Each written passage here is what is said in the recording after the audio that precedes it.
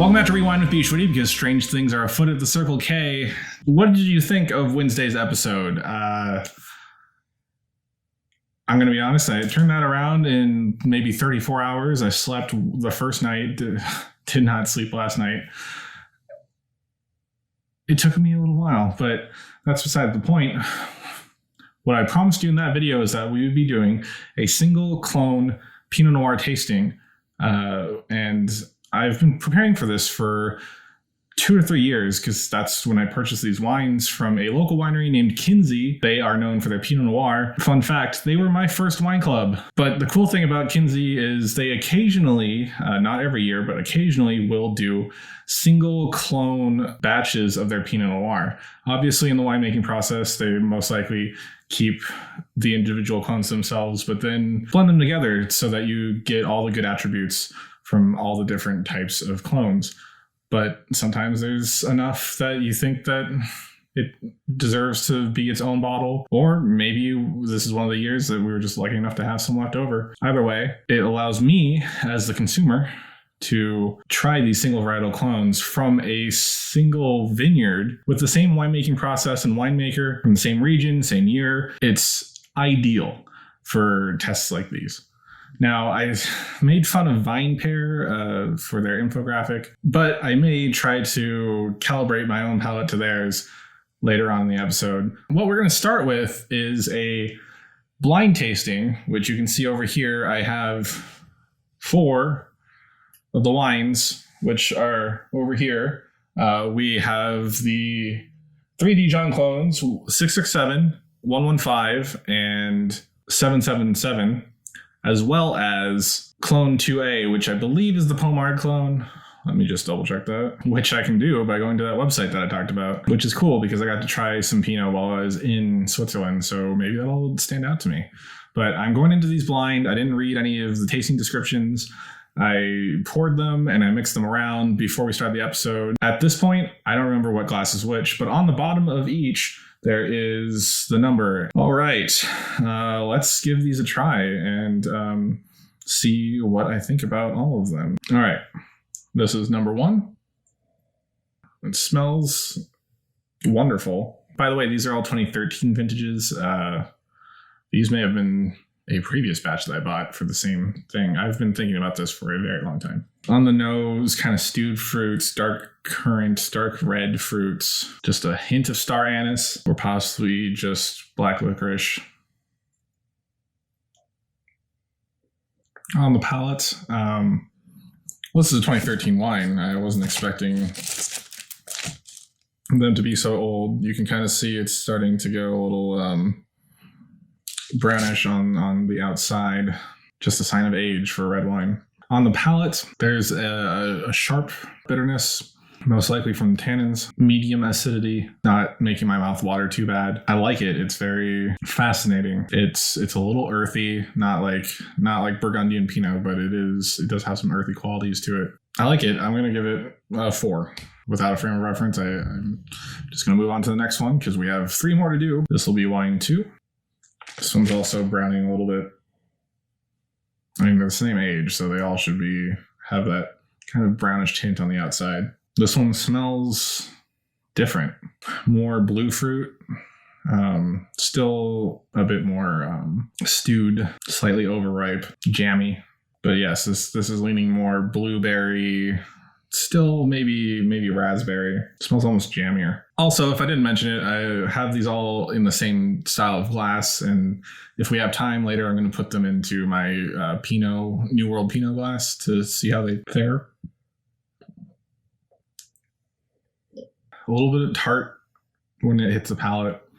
There's a minerality to it, which is It's very similar to the previous one, but it's more full bodied. There's definitely extra weight to this. I'm tasting prunes, possibly other dried fruits, dried berries, something like fruit leather. Put that down to a 3. I don't like it as much as the first. Move on to number 3. This one appears light like the first one.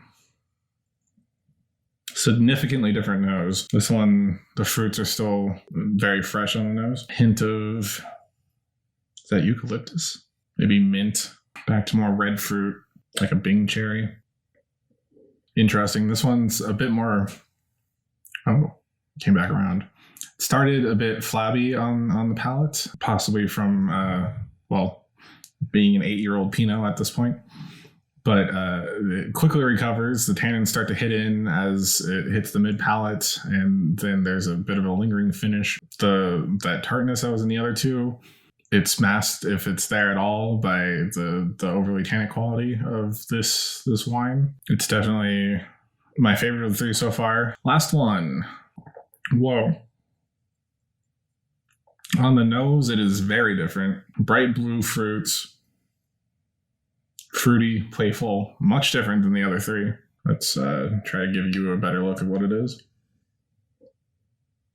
When it hits the palate, it's kind of red fruit, candied red fruit.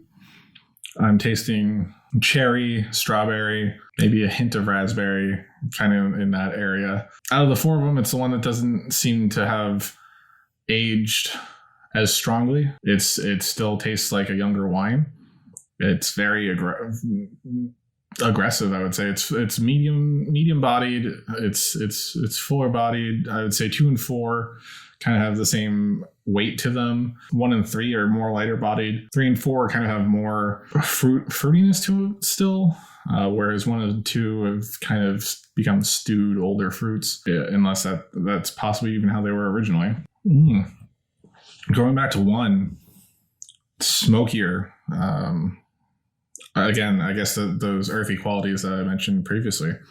But wow, compared to the other 3, very old world, at least relative to the 3. So first and foremost, I think I will guess that number 4 is the Wadensfeld clone. Let's see, is this 2A? No, it's 777. Number 4 is 777. Number 3 is 667. Wow. 115 is number 2, and then that makes number 1 2A. Wow. It's not too different from the other 3. I mean, duh, it's Pinot, but wow. I wasn't expecting that. I was expecting the other 3 to have qualities that the 2A wouldn't, since these are Dijon clones. Mind-blowing. Let's see what VinePair had to say about this. Starting with Dijon clone 115, which was our second one. Well-rounded. I would agree. It's more bodied than the others. Rose petal, cherry, anise, black raspberry. I said more blue fruit. They have the body being medium plus and low tannins. At best, I would give them red cherry. Maybe black raspberry. I don't smell the rose petal or taste rose petal, although it does have good tannin. I would say that's 50% accurate on that chart. Next up is 667, which was number 3. They describe it as toned with dark cherry, raspberry, black tea, Christmas spice, the medium body, and low tannin. Well, here's the thing. These are 8 years old, so their tannins will have rounded out a little bit more. But at the same time, these are claiming that the tannins are low to begin with. It's possible that the tannins come from the barrel aging for this, but at the same time, this is a tannic wine. It's a strong tannin through the finish. Maybe that black tea. I agree with them. Black tea is a good call. Don't get the Christmas spices. It does have some spicy qualities to it. I would give them a C or a D. And then finally, Dijon Clone 777 says velvety, black cherry, cassis, blackberry, licorice, pipe tobacco, and it's full-bodied with medium tannin. I can see that. I did say it had a big body, but also 115 did as well. I can see darker fruit. Velvety is a good description for the 777. I think it is my favorite. And I think back when I tasted these, 777 was also my favorite. And then finally 2A they describe as floral with cherry, raspberry, rose petal, medium bodied, medium tannin. I can possibly see rose petal on this. Honestly, if you could smell it, there's some pipe tobacco going on there, which the Dijon clone is supposed to have. The more it sits, the more it kind of opens, and it's on the lighter side, unlike the 777, but it does have a beautiful flavor to it for being as light as it is. Crazy thing is, I should remember that because the Pinots in Switzerland were very light, almost exactly like this. I would be interested in trying the American 2A Baudensville clone with, I think I brought back a bottle of Pinot from Switzerland, or as it's called there, Blauburgunder. I don't know if I have an ability to sum this all up in the amount of time that I have, but single clone wines, as we've tasted here today, do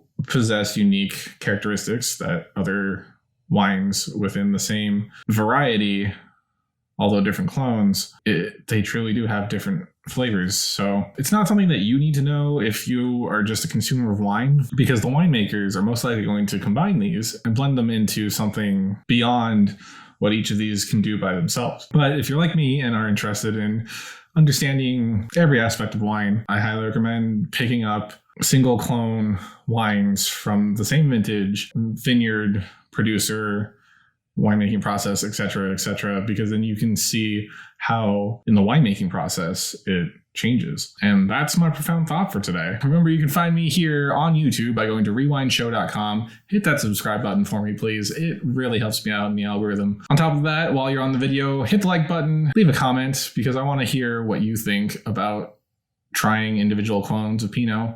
Seriously, I do. Share this with your friends if you think it's interesting. And obviously, smash the little bell so you get notified when I have a new episode out, which, seriously, Monday, Wednesday, Friday. You can also find me on Instagram at Rewind Show, where we upload these in 10-minute formats to IGTV. But you're missing out if you're watching this on IGTV, and it was longer than 10 minutes. Finally, you can find me on Twitter by going to @bschwitty. Either way, this has been Rewind. My name is bschwitty, and I will catch you next time.